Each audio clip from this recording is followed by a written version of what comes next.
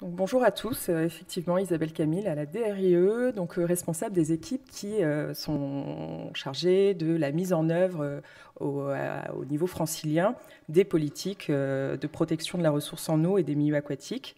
Donc on a d'une part une partie des équipes qui en réalité du coup assurent la police de l'eau sur Paris Petite Couronne, donc Paris et les 3 départements de Petite Couronne, et une partie de l'équipe également qui est en animation et en accompagnement des services de police du coup de Grande Couronne.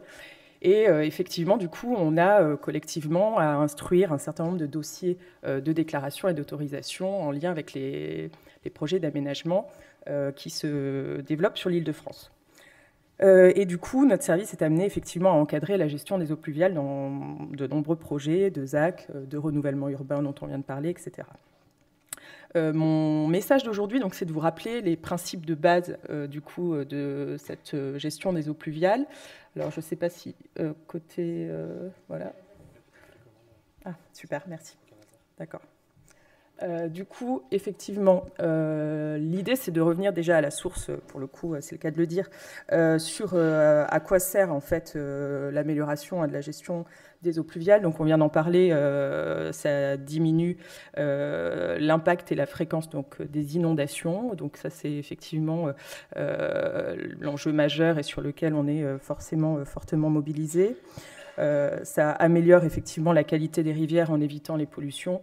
Et pareil, là on vient d'évoquer, y compris en situation estivale, les difficultés qu'on peut avoir lorsqu'on a des déversements des réseaux, du coup, notamment dans la Seine. Et du coup, le troisième objectif, en tout cas, si on résume un petit peu les 3 objectifs liés à la désimperméabilisation, c'est effectivement de pouvoir mieux aménager la ville et du coup créer des aménagements multi-usages dans les quartiers qu'on rénove ou dans les projets qui se développent pour permettre effectivement aux habitants de profiter de nouveaux espaces de loisirs et d'activités, et également du coup de recréer, puisqu'effectivement certains quartiers n'en sont pas forcément bien dotés, des îlots de fraîcheur, effectivement très utiles, notamment lors des derniers étés. Du coup, au-delà de ça, du coup, la difficulté actuelle éventuellement rencontrée, mais en réalité, du coup, on y viendra, c'est peut-être pas une difficulté en soi, c'est qu'aujourd'hui, on n'a pas de réglementation spécifique dédiée au sujet des eaux pluviales. Donc, effectivement, ce sera présenté notamment pour mon collègue d'après de la DRIEA, mais du coup, on a une réglementation qui aujourd'hui est plutôt diffuse dans les différents codes et qui, du coup, ce corpus de texte, néanmoins, concourt à chaque fois au même principe et rappelle les mêmes principes simples qu'on va essayer de marteler aujourd'hui, du coup, pour prendre en compte tous les niveaux de pluie. Donc, effectivement, et qui reprennent une chronique simple qui est éviter, réduire et anticiper au maximum, du coup, en matière de gestion des eaux pluviales. Du coup, effectivement, ces 3 principes, vous les retrouvez ici. Donc, éviter au maximum d'imperméabiliser les surfaces. Donc, on verra tout au long de la journée que c'est possible et qu'il y a un certain nombre d'exemples qui montrent que, effectivement, on peut. Alors, j'allais dire, on peut même aller plus loin que éviter d'imperméabiliser. Si on voit que parfois, on arrive même à désimperméabiliser dans les projets. Le deuxième, effectivement, principe, c'est du coup de réduire au maximum l'impact de ces pluies, et notamment il s'agit du coup de réduire l'impact des petites pluies, donc en gérant de façon obligatoire les 10 premiers millimètres, donc au plus près à chaque fois du point de chute et sans rejet au réseau. Donc ça, aujourd'hui, dans les dossiers qu'on instruit côté service de l'eau, c'est effectivement le principe de base, encore une fois, hein, sauf dérogation majeure, etc. Mais en fait, finalement, c'est assez rare et on n'arrive pas trop à trouver des dossiers qui, pour ces 10 premiers millimètres,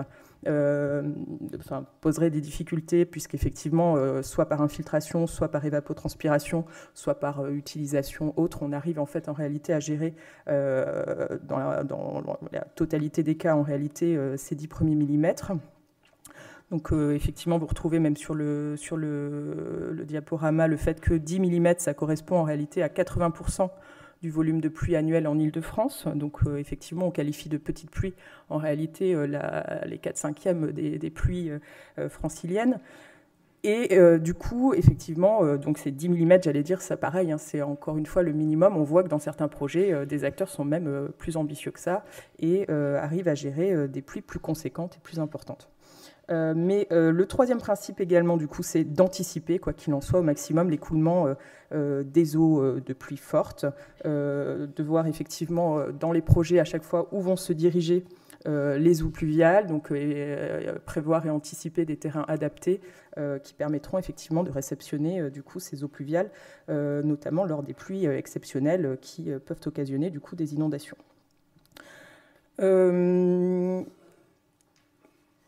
On a du coup, donc, dans notre service et du coup avec l'appui de l'ensemble des acteurs franciliens, élaboré un certain nombre d'outils qui du coup peuvent permettre à tout à chacun de s'y retrouver sur ce qu'il faut faire en matière de gestion d'eau pluviale. Donc au-delà effectivement d'informations que vous pourrez retrouver sur le site internet de la DRIE en matière de réglementation et aussi de contact, on a du coup sur le site internet également une plaquette qui est disponible et que peut-être aujourd'hui, voilà, c'est ça, vous trouvez juste ici du coup sur la table à l'entrée, une plaquette qui s'appelle Bien gérer les eaux pluviales en Île-de-France, qui du coup reprend les principes de base. Oui, il y a une petite coquille du coup sur le diaporama. Du coup, où vous retrouverez du coup la chronique éviter, réduire, anticiper, et du coup vous retrouvez effectivement l'ensemble de ce qu'on vient de dire, la notion des 10 premiers millimètres du coup sans rejet au réseau, etc. Donc, je crois que c'est prévu incessamment sous peu. On a également un guide plus détaillé, du coup, à l'attention des aménageurs et des instructeurs police de l'eau, et puis de l'ensemble des bureaux d'études également, du coup, qui travaillent pour ces porteurs de projets.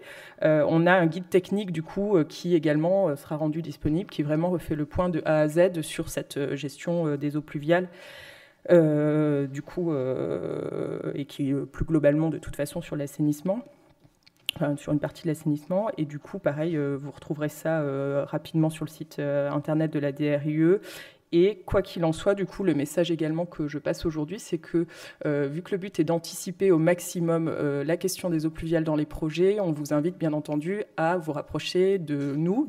Du coup, sur Paris Petite Couronne, c'est directement notre service, mais autrement des services police de l'eau de l'ensemble des territoires et des services chargés de l'eau, du coup, dans les services de l'État pour échanger le plus en amont possible dans les projets du coup sur cette question, entre autres, hein, mais du coup sur la question des eaux pluviales, c'est souvent quelque chose que parfois certains découvrent assez tardivement et qui peut occasionner des difficultés. Donc en tout cas, on est à disposition pour travailler avec vous le plus en amont possible et vous dire en fait si le projet correspond du coup à ce que, in fine, on attend en matière de dossier de déclaration ou d'autorisation loi sur l'eau. Voilà, je vous remercie.